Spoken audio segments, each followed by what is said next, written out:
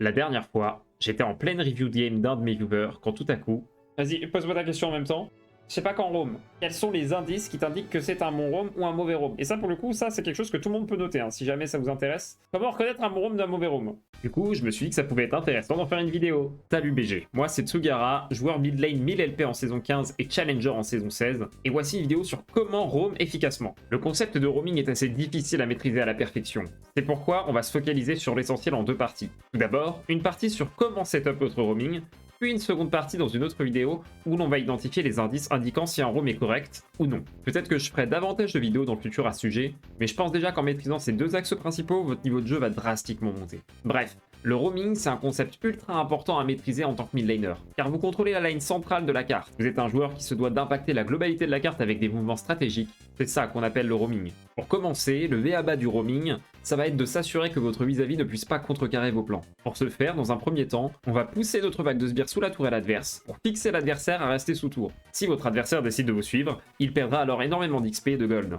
Il est donc forcé de récupérer ses ressources pour ne pas passer trop derrière par rapport à vous. Mais si vous quittez trop longtemps votre lane, alors vous finirez également par perdre des ressources sur votre vis-à-vis. Il faudra retourner en lane tôt ou tard pour récupérer les vagues qui s'écraseront sous votre tour. Et justement, c'est là que tout se joue.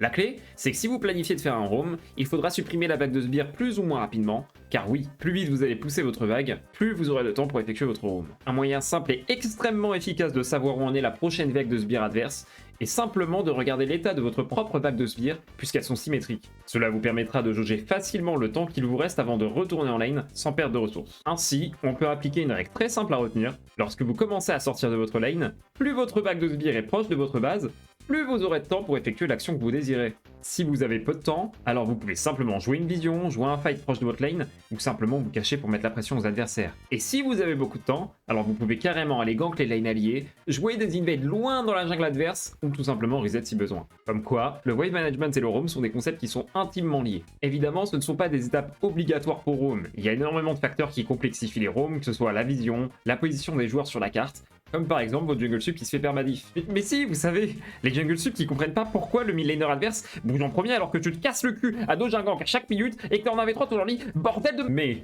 en appliquant ces règles, vous êtes sûr de ne pas vous tromper et de roam efficacement. A savoir qu'en saison 16, la vitesse des sbires a été augmentée. Il faut donc être d'autant plus rigoureux sur l'état des waves avant de commencer un roam. Maintenant que tu sais setup un roam, il faudra reconnaître quand il y a une bonne opportunité de roam ou non. Et ça tombe bien, c'est le sujet de ma prochaine vidéo. Si tu ne souhaites pas la manquer, n'hésite pas à t'abonner et si tu veux apprendre la mid lane dans une ambiance chill avec d'autres BG, n'hésite pas à passer sur ma chaîne Twitch. A très bientôt.